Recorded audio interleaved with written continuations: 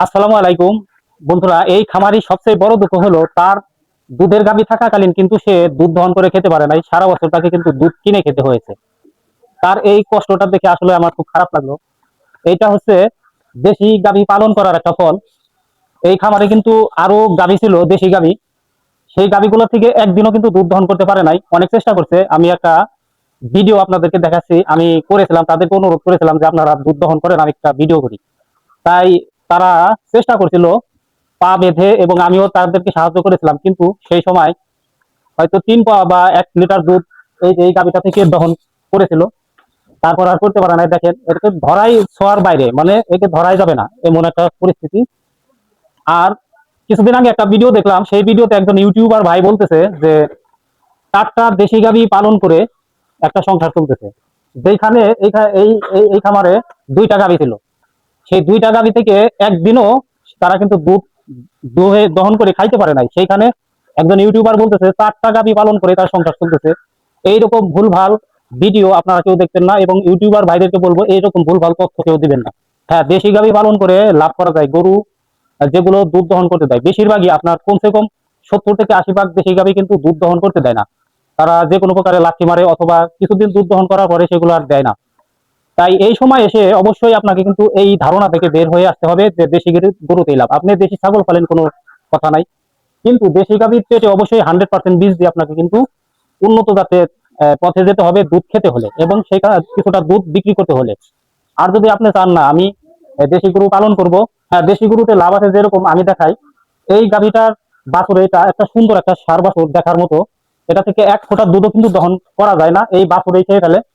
আর এই গাভীকে কিন্তু এই যে খামারি আছে, উনি রিক্সা চালিয়ে তারপরে খাল এনে বসিয়ে এনে কিন্তু এই গরুটাকে খাওয়ায়।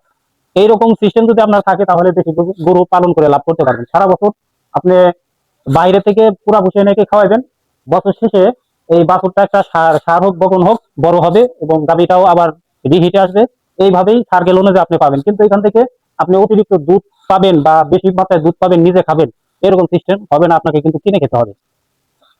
আর একটা দেখায়, আর একটা গাভী ছিল ওনার, এই যে এটা কিন্তু উন্নত জাতের একটা বাছুর। এইটার যে মা, এটা দুধ ছাড়ার পরে কিন্তু তার মাকে বিক্রি করে দিয়েছে, কারণ একসাথে 2টা গাভী সে পালন করতে পারবে না, খাওয়াতে পারবে না। এর কারণে কিন্তু এটার মাকে বিক্রি করে দিচ্ছে। এরপরে ওনাদেরকে বোঝানোর পরে, বা ওনারাও বুঝছে যে আসলে দেশি গরু পালন করতে হবে। আমাদের বাড়ি থেকে তারা দুধ এনে খাইতো, বা আমরা দুধ বিক্রি করতাম, সেটা দেখতে ভরে, মানে এখান দিয়ে দুধ নিয়ে যেতাম তার বাড়ির উপর দিয়ে। এরপরে কিন্তু সে এই যে একটা উন্নত জাতের গরু ক্রস, এটা কিন্তু দুধ দহন করতে দেবে।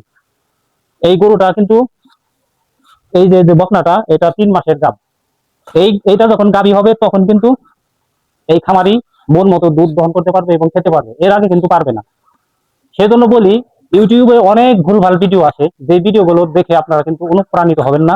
আসলে বাস্তবে যারা গরু পালন করে তাদের ইয়াতে আসবেন, খামারে আসবেন, যে কোনটা পালন করলে আপনার ক্ষেত্রে লাভ হবে, আপনারা সেইটাই পালন করার চেষ্টা করবেন।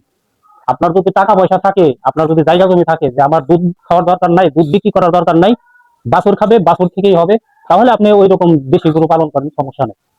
কিন্তু আপনি দুধ বিক্রি করতে চাচ্ছেন অথবা দুধ খেতে চাচ্ছেন, সেখান থেকে কিছু ইনকাম করতে চাচ্ছেন, তাহলে অবশ্যই এরকম উন্নত জাতের গরু পালন করতে হবে। আমিও একটা দেশি গরু পালন করতাম, যেখান থেকে 3 পা দুধ পাইতাম, তাও পাও বেঁধে ধোয়াইতে হইতো।